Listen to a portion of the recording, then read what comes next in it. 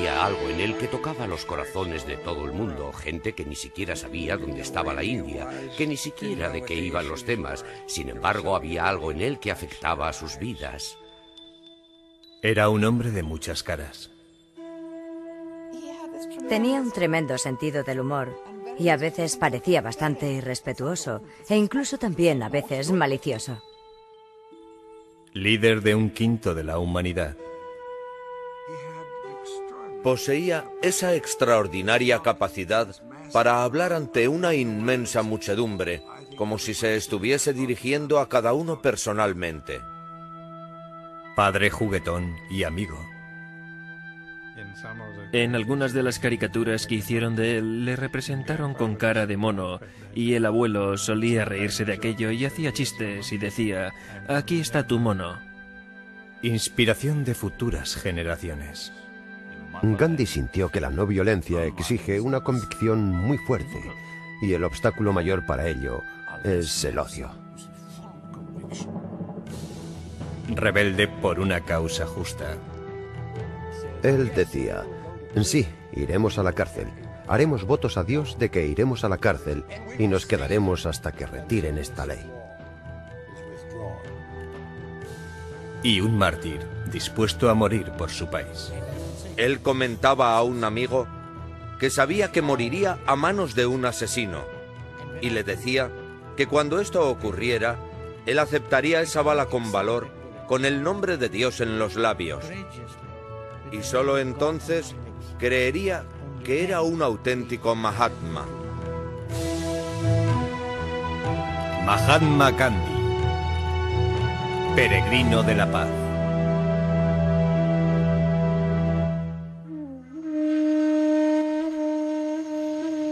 There is an unalterable law governing everything and every being that exists or lives. I may not deny the law or the lawgiver because I know so little about it or him. God, to be God, must rule the heart and transform it. It is proved in the transformed conduct and character of those who have felt the real presence of God within. Nacido en una tierra antigua y mística, Mohandas K. Gandhi planteó su vida como una búsqueda de las verdades últimas. Constantemente evolucionando, buscando modos alternativos de pensar y de vivir, tituló a su autobiografía La historia de mis experimentos con la verdad. Su largo camino de autotransformación dio comienzo en su casa de clase media en la ciudad portuaria de Porbandar. Desde sus primeros años, Gandhi estuvo animado y enseñado por un modelo de extraordinaria disciplina y entrega. Su madre, profundamente religiosa, con frecuencia se entregaba a largos periodos de ayuno. Una vez en la estación de lluvias, ella hizo la promesa de no comer hasta que brillara el sol. Gandhi y los demás miembros de su familia querían que su madre comiera, ya que se estaba muriendo de inanición. Y ella les dijo: no os preocupéis por mí, estoy bien. Si Dios no quiere que coma hoy, no comeré. Gandhi reverenciaba a su madre por su santidad, pero aún no estaba preparado para seguir su ejemplo. El más joven de 4 hijos pasaba el rato con pasatiempos infantiles, sisando dinero para comprarse cigarrillos. Temeroso de su severo padre, un prominente político local, nerviosamente le confesó los pequeños robos. En vez de castigar a su hijo por lo que había hecho, le abrazó por haber tenido la valentía de decir la verdad y por confesar. Y ambos se pusieron a llorar, y el abuelo escribe en su biografía que fue como limpiar las impurezas con lágrimas que ambos habían derramado. Cuando uno tiene ese tipo de disciplina acompañada de amor, hace que emerja una gran humanidad dentro de uno, y eso creo que le ocurrió a Gandhi. De acuerdo con la tradición india, a los 13 años Gandhi se casó con una joven de la misma edad. Al principio era un marido celoso y posesivo. A los 16 años se enfrentó con su primer gran conflicto entre el deber y el deseo. Una noche, mientras cuidaba a su padre enfermo, se fue al piso de arriba para compartir la cama con su esposa. Y en aquel momento su padre murió. Se le acercó un criado y le dijo: tu padre ha fallecido. El primer impulso de Gandhi fue decir: Dios mío, ¿qué es lo que he hecho? Y durante toda su vida siempre se referiría a ese incidente, cuando abandonó a su padre, cuando no cumplió con su deber, con su responsabilidad hacia su padre. Y eso se convirtió en la base de su gran y profundo sentido del deber y de la responsabilidad. Él tenía que ser el hijo de toda la sociedad, tenía que ser diligente y una persona cumplidora con su deber, sirviendo a toda la humanidad. A la edad de 17 años, Gandhi dejó a su esposa y familia y se fue a estudiar leyes a Londres. Tremendamente tímido e ingenuo, a él le pareció que el ruido y la actividad de la gran ciudad eran muy intimidatorios. Él no conocía cosas como, por ejemplo, los ascensores, de modo que entra en un sitio y cree que es una habitación del hotel y de repente ve que la habitación se mueve y se asusta porque empieza a subir y allí está, dentro del ascensor, con las puertas abiertas y sin poder entender nada. Durante algún tiempo, su mayor ambición fue convertirse en un caballero inglés. Llevaba un sombrero de copa y un bastón que tenía el mango de plata. Siguió clases de baile, de violín y de francés. Pero ninguna de estas habilidades superficiales podía esconder su inexperiencia e inseguridad. Incluso después de haber obtenido una licenciatura en Derecho, tenía dudas de su capacidad de ponerla en práctica. Él escribió: mis sensaciones de impotencia y miedo no tenían fin. En la India, durante su primer caso como abogado y en presencia del tribunal, descubre que es incapaz de tan siquiera abrir la boca delante del juez. Se quedó aterrorizado y quedó profundamente impresionado por esto. Humillado, empezó a buscar una escapatoria. Le vino la salvación bajo la forma de una oferta de trabajo en África del Sur. En una ocasión, él dijo: fue en aquel país olvidado por Dios donde encontré a Dios. Unos días después de llegar a su nuevo país, Gandhi experimentó una epifanía. Inconsciente de la discriminación contra los indios en aquel territorio gobernado por los británicos, que era África del Sur, él inocentemente reservó un pasaje de primera clase en un tren a Pretoria. Y un pasajero blanco se dio cuenta, se quejó al responsable e insistió que él tenía que ocupar un compartimento de tercera clase, aunque tenía billete de primera. Gandhi se resistió, y en la primera parada importante le echaron del tren. Quiero decir que fue brutalmente echado del tren por el revisor. Aquella humillación fue realmente lo que motivó su deseo de cambiar. Y se pasó toda la noche sentado en el andén preguntándose cómo conseguir justicia. Gandhi más tarde describió aquella larga y fría noche de invierno como la experiencia más creativa de su vida. Pensó volver a la India, pero rechazó la idea por interpretar que era un acto de cobardía. Pensó en aceptar la discriminación, pero todo en su interior le hacía rebelarse al sometimiento que él consideraba era un ataque físico por parte de sus opresores. Y abandonó la idea como algo poco práctico. Solo quedaba una elección: quedarse y resistir. Al día siguiente subió a otro tren. La semana siguiente organizó una reunión de los inmigrantes indios. Con 24 años, las preocupaciones de Gandhi habían crecido, ya fuera de sí, para abrazar una causa mucho mayor. Aquellas cosas le hicieron presentir que él tenía un destino, que debía quedarse y luchar por los derechos de su gente, por los derechos de los oprimidos. Creo que realmente ese fue el principio de Mahatma, donde Mahatma Gandhi realmente empezó a emerger como un Mahatma, un alma grande.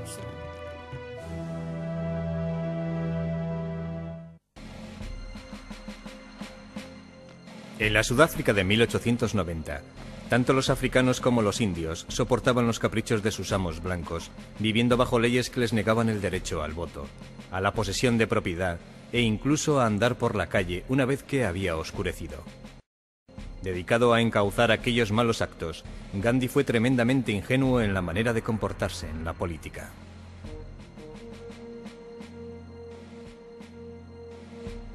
Como abogado creía que si nosotros cambiábamos la ley, cambiábamos la conducta humana.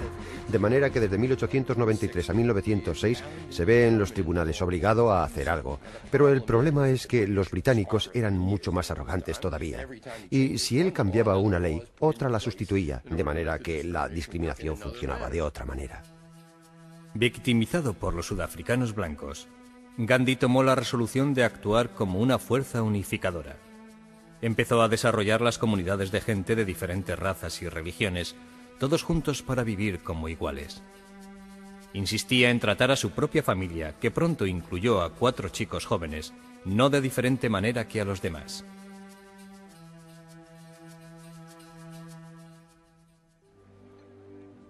A pesar de su abjuración de la opresión británica, hasta 1906 Gandhi se consideró a sí mismo como un fiel miembro del imperio, incluso cantando Dios salve a la reina y enseñándolo a sus hijos.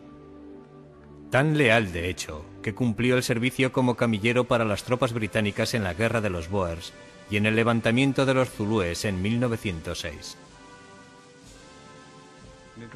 Realmente fue la experiencia en la guerra zulú la que le llevó muy cerca de la violencia inhumana, porque fue justo entonces cuando cayó en la cuenta de que aquella guerra no era simplemente una guerra entre 2 pueblos, sino que era una auténtica masacre. Recordaba cómo las armas británicas mataron a los zulúes armados con lanzas. Vio el placer que los soldados sentían al matar, y recogió los cuerpos de los muertos y de los heridos que habían sido abandonados para que muriesen en su agonía. Empieza a pensar que los zulúes son dominados de esa manera por los británicos. ¿Qué es lo que significa la dominación?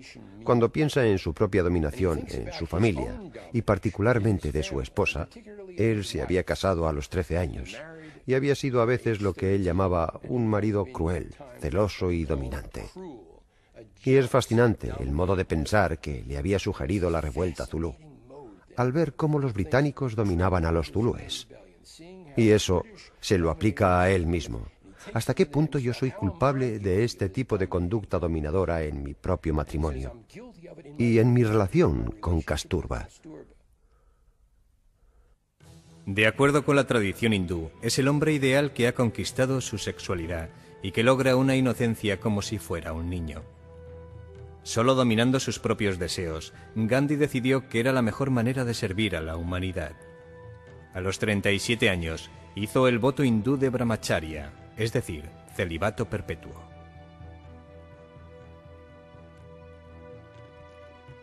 De esta manera era totalmente puro.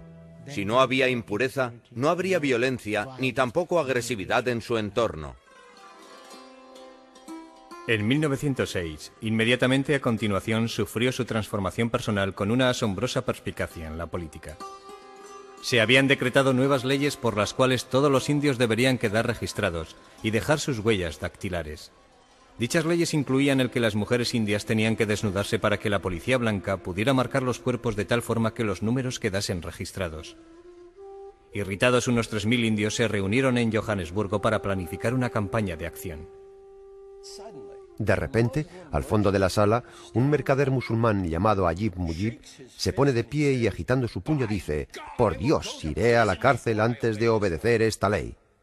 Gandhi antes no había pensado en aquello, no había pensado en ir a la cárcel, pero instintivamente supo que esa era la manera de actuar. Se levanta y dice: «Haremos un voto a Dios, porque iremos a la cárcel y estaremos allí hasta que retiren esta ley». El discurso de Gandhi supuso un acto masivo de desobediencia civil, que no tenía precedentes en la historia. Siguiendo sus directrices, los que protestaban resistieron valientemente los golpes repetidos de la policía, aceptando su sufrimiento sin responder a las provocaciones.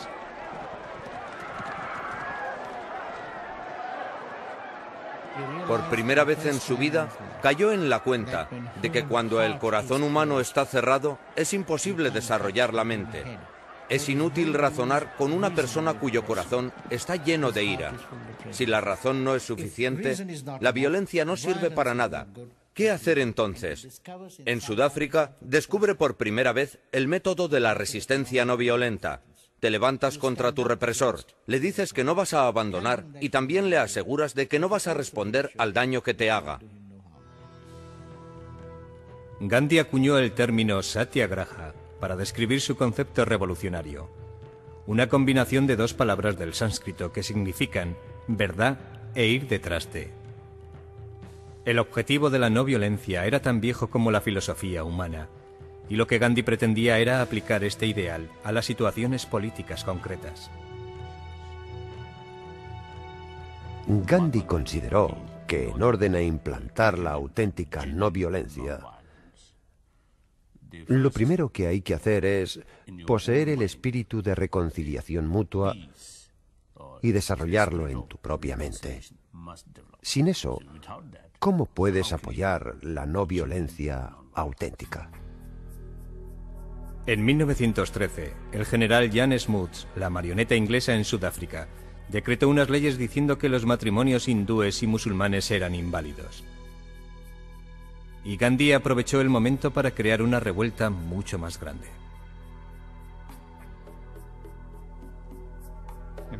El abuelo, como de costumbre, llegó un día a casa y le dijo a la abuelita que ya no era su esposa, «Eres mi concubina».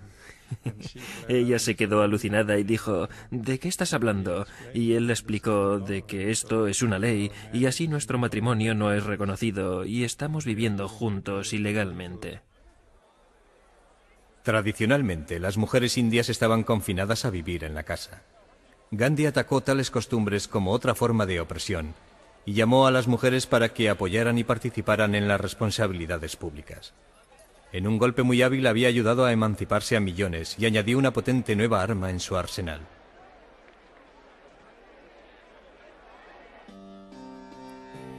Las leyes referentes al matrimonio originaron una huelga nacional. 50.000 obreros se sumaron a la causa dejando sus trabajos. El general Smuts echó marcha atrás retirando las leyes que afectaban a los matrimonios. Gandhi había demostrado que la fuerza de voluntad podía vencer a la fuerza bruta. Y con ganas de retar a Inglaterra en su propio territorio, en 1915, a la edad de 45 años, volvió a una India que estaba sufriendo bajo el yugo del imperialismo. Durante 2 siglos, los británicos habían saqueado sistemáticamente los recursos naturales de la India. Privadas de materias primas, las industrias nativas se iban al traste. La India era el país más poblado, más grande y más provechoso de todo el imperio.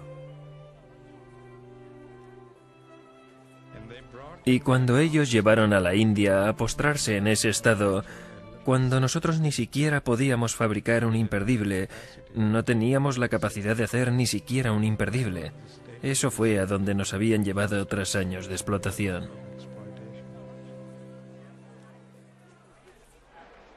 En 1915, 300 millones de indios estaban sometidos a 100.000 invasores ingleses.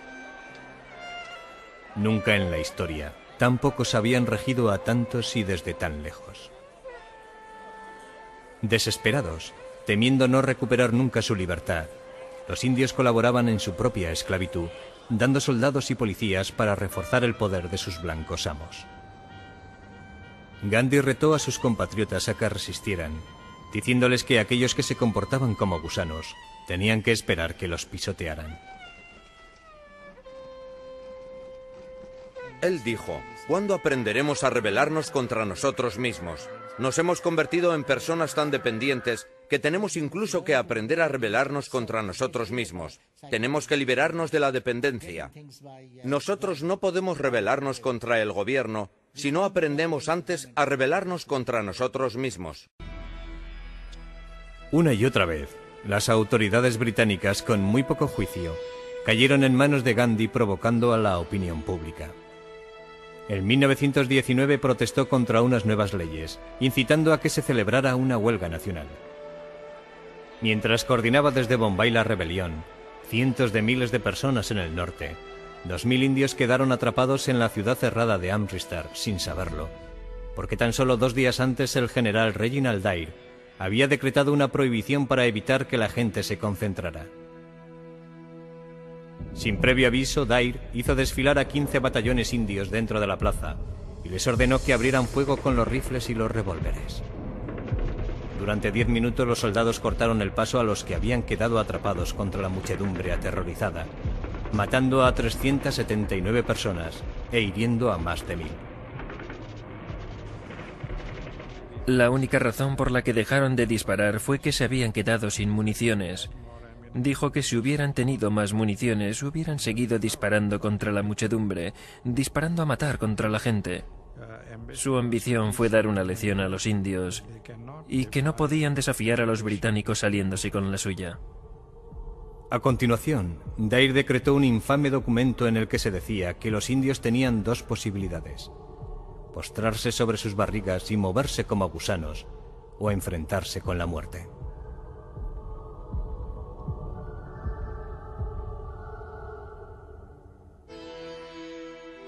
Los indios enfurecidos gritaron buscando venganza. Con una población de 4000 a 1, ellos podían haber ejecutado a los extranjeros blancos en cuestión de días.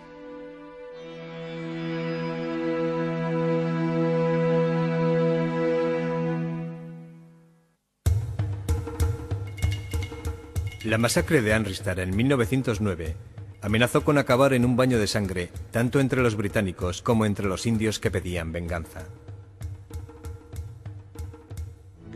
Gandhi salió a la palestra y dijo que no podemos hacer a los británicos lo que el general Dyer ha hecho con nosotros. Nosotros les tenemos que demostrar que podemos ir más allá de ese tipo de odio. Él nunca permitió a nadie que pensara que los británicos eran enemigos. Decía, no son nuestros enemigos, ellos son nuestros amigos y necesitan liberarse tanto como nosotros. Durante los 3 años siguientes, Gandhi transformó la causa nacionalista india en un movimiento de masas. Supo construir por la ira generada en Amritsar la unión entre los hindúes y los musulmanes, entre el obrero y el mercader. Y se ganó el afecto de los indios comunes, haciéndose uno de ellos, vistiendo su misma ropa sencilla, no comiendo mucho y teniendo unas comodidades muy pequeñas, como si fuera el más pobre de los pobres.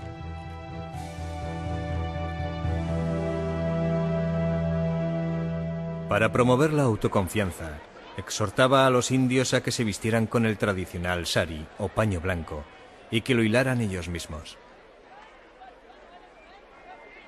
La ropa hecha en Occidente fue arrojada a enormes hogueras.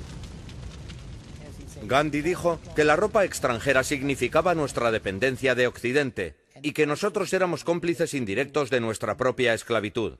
Por consiguiente, la quema de la ropa extranjera era una manera de purgarnos a nosotros mismos. Gandhi insistía en pasarse 1 hora todos los días hilando tela. Otros jefes indios ridiculizaron dicha práctica y en medio de una crisis nacional a Gandhi se le podía ver con la rueca tejiendo, pero él veía la importancia que tenía aquello para relacionarse con las masas. Su carisma le mantuvo como el líder indiscutible de la India durante 1/4 de siglo. Mientras con una mano incitaba a la gente a una revuelta abierta, con la otra tenía que evitar a sus seguidores a sucumbir en la seducción que podía ejercer el derramamiento de sangre en ellos. Muchas veces suprimió campañas cuando amenazaban con hacerse violentas, cosa que enfadaba tanto a amigos como a colegas. Gandhi es único, porque como líder político demostró que su actitud de no violencia podía funcionar, políticamente hablando. Cada vez demostraba que una vez que conseguía algo en el terreno moral, no lo tenía que perder, y solo se podía actuar así, sin ningún acto de violencia por parte de su comunidad, sin que los hindúes cayeran en la violencia. Sabía la efectividad política que tenía el tener una auténtica talla moral. Pero sus deberes públicos implicaban un alto precio personal. Sus 4 hijos con frecuencia se sentían abandonados y estaban un poco resentidos por sus largas ausencias en la cárcel. El mayor, Harilal, se rebeló de una manera que parecía que estaba pensada para hacer sufrir a sus padres, convirtiéndose en un alcohólico y prostituto. Hubo a veces momentos, al final de su vida, cuando él decía que Harilal ya no era su hijo. Era un terrible comentario para un padre tan dedicado a la no violencia. porque el coste personal fue tremendo.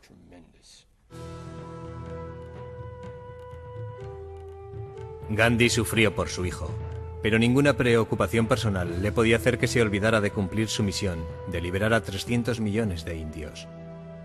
En 1930, a la edad de 61 años, desveló un nuevo plan muy osado para atraer la atención de Gran Bretaña y para captar la conciencia del mundo.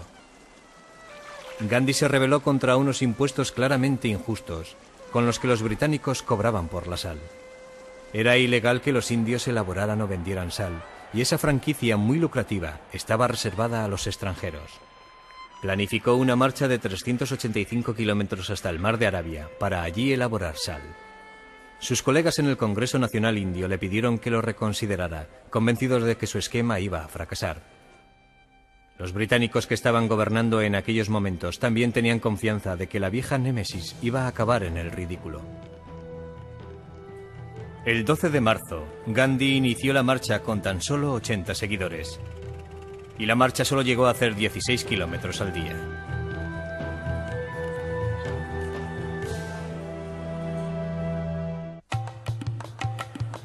La marcha de Gandhi de 1930 por el tema de la sal despertó un gran interés en toda la población y dio tiempo a que los corresponsales de todo el mundo acudieran a la India para relatar de primera mano aquel espectáculo.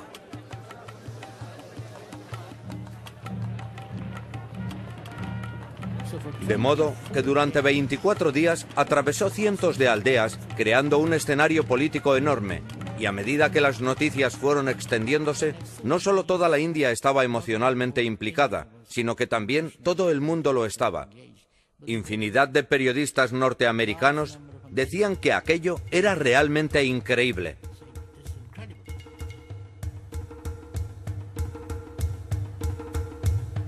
Para cuando llega a la costa, el 6 de abril, hay cientos de miles de hindúes con él. Y cuando llega y coge aquel puñado de sal y dice: con esta sal yo resisto al imperio británico. Y añade: uníos en esta lucha del derecho contra la fuerza. La respuesta fue masiva. A lo largo y ancho del país, los mercaderes, los granjeros y las amas de casa abiertamente hacían y vendían sal. Encarcelaron a miles, incluyendo a Gandhi. Y la policía brutalmente aporreó a los manifestantes, haciendo enfadarles todavía más y haciendo que los indios se unieran más aún. Gandhi sabía que la resistencia no violenta exigía a sus seguidores que mostraran valor, haciendo un llamamiento a lo mejor de la naturaleza humana. Había enseñado a los indios a rebelarse contra sus opresores y contra ellos mismos.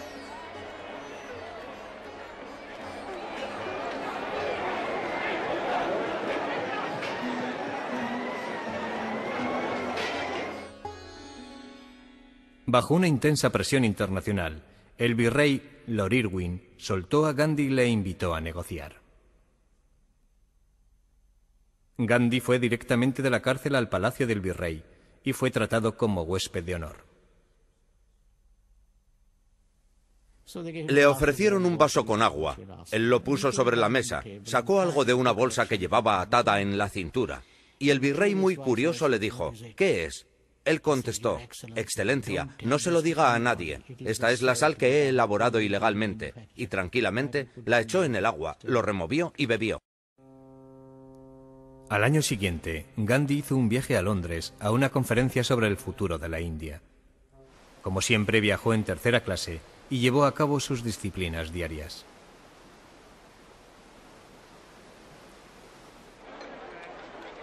En Londres creó una bonanza de relaciones públicas, permaneciendo con los pobres en la zona este de la ciudad, ganándose el afecto a donde iba. Los niños le seguían gritando: Gandhi, ¿dónde tienes los pantalones? You are going to tell the other children that I love you all as my own children. That's all I want to say. Fue invitado al Palacio de Buckingham para tomar el té con los reyes, y fue criticado por aparecer delante del rey con un trapo que cubría los riñones. Gandhi dijo: ya llevaba el rey lo suficiente para los dos. De vuelta a la India, siguió expandiendo su mensaje a través de la oración diaria y de los mítines. I am going to request the father of our nation, the apostle of love and truth and non-violence, to give us his benediction. It is complete independence that we want. Una reunión de oración podía convocar a cientos de miles de personas y tú simplemente te dedicabas a mirar con el rabillo del ojo. Nadie le miraba porque estaban todos totalmente absortos. Gandhi admitía que tenía un ego superior y a veces le parecía que la adoración que le rendían las masas le encantaba. Sin embargo, la mayor parte de las veces constantemente decía que aquello era insoportable. Recuerdo que en muchas ocasiones, cuando viajaba con él, en todas las estaciones había miles de personas en mitad de la noche gritando, ya sabes, ¡Viva Gandhi! ¡Viva Gandhi! Y ellos seguían gritando hasta que pasaba el tren. El resultado de todo aquello es que jamás podía conciliar el sueño. Iba rodeado por un cortejo leal que vivía según sus dictados. A veces exigía el celibato de sus discípulos casados, y en los últimos años de su vida se implicó en pruebas de fuerza de voluntad que chocaban a sus admiradores más grandes, como por ejemplo dormir desnudo con jóvenes chicas hindúes. La idea, según explicaba él, era retar a su disciplina y de esa manera profundizar en su compromiso.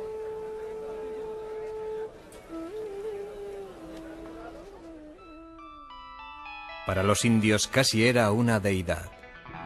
Para la Gran Bretaña imperial, el enemigo. En agosto de 1942, exigió la inmediata independencia declarando: aquí hay un mantra, uno corto y os lo digo, hacerlo o morir. Nosotros libertaremos a la India o moriremos en el intento.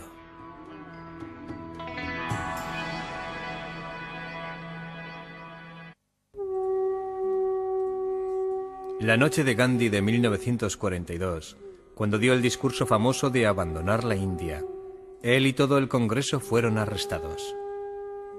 Con 73 años y con una salud endeble, durante los 2 años siguientes dirigió la rebelión desde la cárcel. En 1944, su esposa Kasturba, su compañera durante 62 años, murió en sus brazos. Gandhi quedó desolado.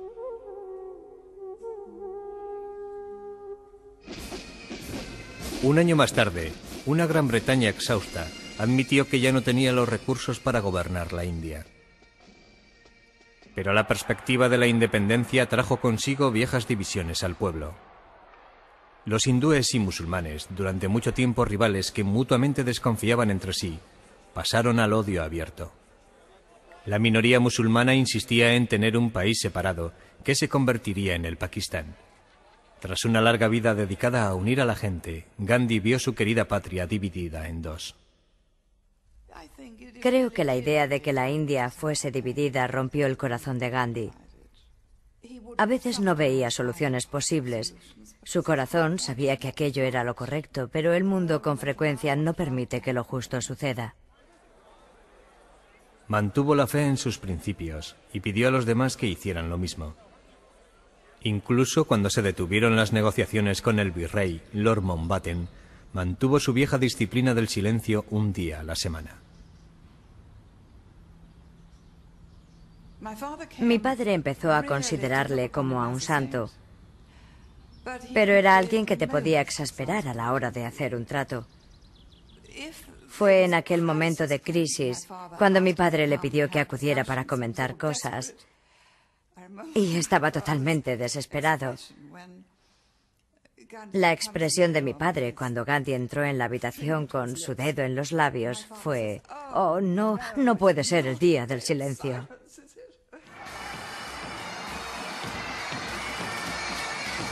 El 14 de agosto de 1947, los indios celebraron su independencia. Gandhi, viendo la creciente grieta existente entre los hindúes y los musulmanes, preguntó a un amigo: ¿por qué nos alegramos? Solo veo ríos de sangre. La partición inmediatamente provocó emigraciones en masa, hindúes huyendo hacia la India y los musulmanes escapándose al Pakistán. Cientos de miles de refugiados deambularon desesperadamente sin comida ni agua.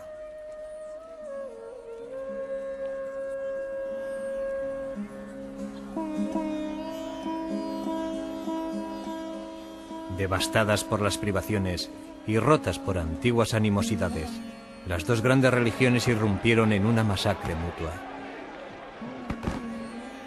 Ambos lados estaban actuando tanto por miedo como por ira. Recuerdo que estaba yo en un andén cuando no había nadie en el tren, pero salía la sangre por las puertas a medida que las abrían.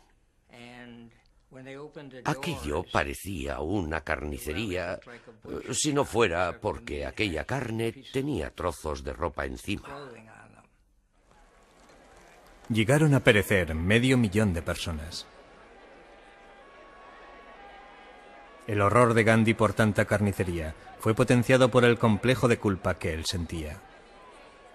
Personalmente había fracasado en convertir a su propia gente a la no violencia. La última vez que hablé con él, le encontré realmente deprimido. Me dijo, no puedo ver nada a mi alrededor.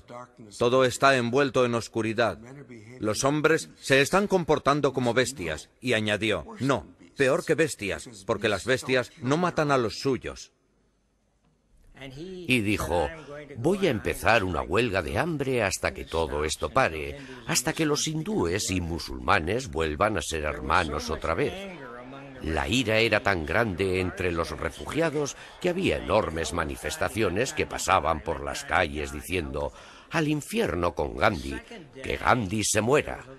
Y al segundo día hubo una contramanifestación muy tímida, y al tercer día la contramanifestación se hizo más grande y la demostración anti-Gandhi se hizo más pequeña, hasta que finalmente las calles estaban llenas de gente gritando a favor de Gandhi, y una semana después los musulmanes podían andar por las calles de Delhi con total seguridad. La huelga de hambre de Gandhi rescató a Nueva Delhi, pero en la frontera de la India con el Pakistán se libraba una guerra civil. Él se embarcó en una peregrinación de paz hacia aquella zona rota por el odio, yendo descalzo de aldea en aldea. Aldeas que habían sido saqueadas, soportando a las muchedumbres airadas, aguantando las espinas que eran arrojadas a su paso, levantándose a las 4 de la mañana para luchar contra la creciente ola de miedo y de muertes.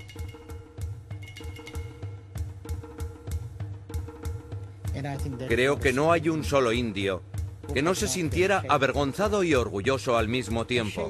Avergonzado porque él había sido abandonado por tantos de ellos, y orgulloso porque en aquellos días de la brutalidad más oscura, más tremenda, emergió una figura que hizo que alguien se pudiese sentir orgulloso de ser indio, que pagaba las culpas por ello, una especie de figura de Jesucristo.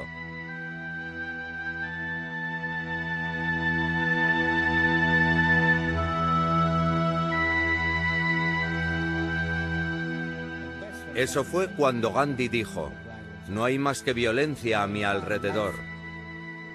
Toda mi vida ha sido un fracaso y mi muerte ha de lograr lo que mi vida no ha conseguido. Deliberadamente, iba sin protección alguna en las situaciones más comprometidas. Incluso dijo a un amigo, moriré a manos de un asesino. Y cuando eso ocurra, y acepte yo esa bala con valor, con el nombre de Dios en mis labios, solo entonces creeré que fui un auténtico Mahatma. El 30 de enero de 1948, Gandhi, con 78 años de edad, iba hacia su oración diaria en el jardín del edificio Birla, en Nueva Delhi. De entre la muchedumbre salió un joven hindú. Se inclinó hacia Gandhi y le disparó 3 veces. Justo antes de morir, Gandhi murmuró Rama, que es la palabra india para Dios. El impacto fue tan tremendo que recuerdo que me salieron las lágrimas. Solo le había visto media docena de veces, pero el impacto, el magnetismo de la persona era tan enorme que uno podía sentir una profunda impresión, como si el padre de uno mismo hubiera muerto. Y todo el mundo en la India sintió lo mismo. Hubo un mar de gente alrededor de la casa, y uno de mis recuerdos más vivos fue ver a Pandit Nehru allí de pie junto a la pequeña pared de piedra llorando, diciendo que el padre de nuestra patria ha muerto y rompiendo a llorar en lágrimas. La pena y el impacto de su asesinato sacó a la India del borde del precipicio de la locura. Cesó la violencia de la noche a la mañana. 1 millón de personas fueron a Delhi para el darshan, la bendición de estar cerca de él. Durante toda la noche, la gente vino a pie y en carretas tiradas por bueyes, en bicicletas, en coches viejos, autobuses o colgadas de los trenes. Y un mar de humanidad siguió la pista de aquel pequeño gran hombre.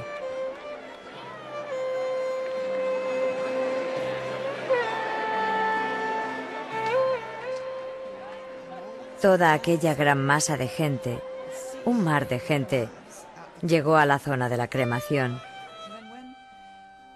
Y cuando se encendió la llama, creo que 750.000 de gargantas gritaron: Gandhi es inmortal.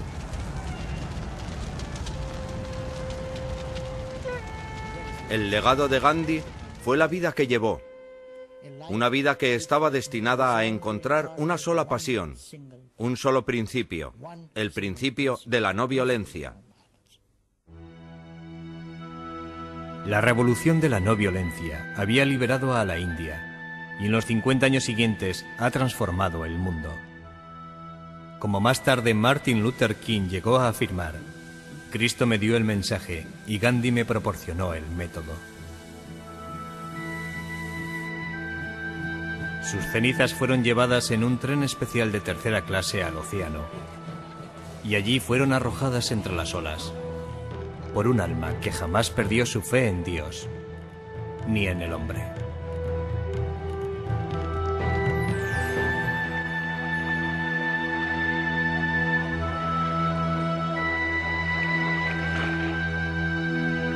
In the midst of death, life persists.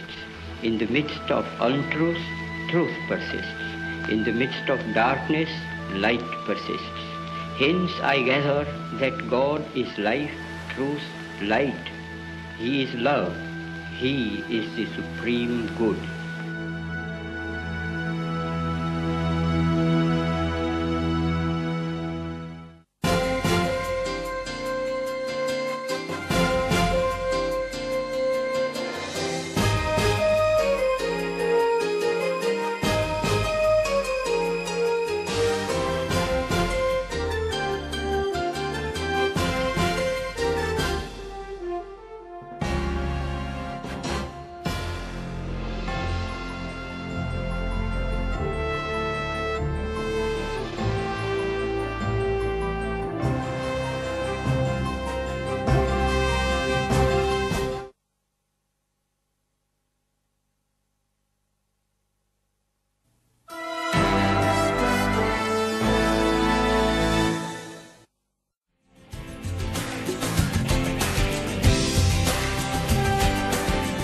Canal de Historia.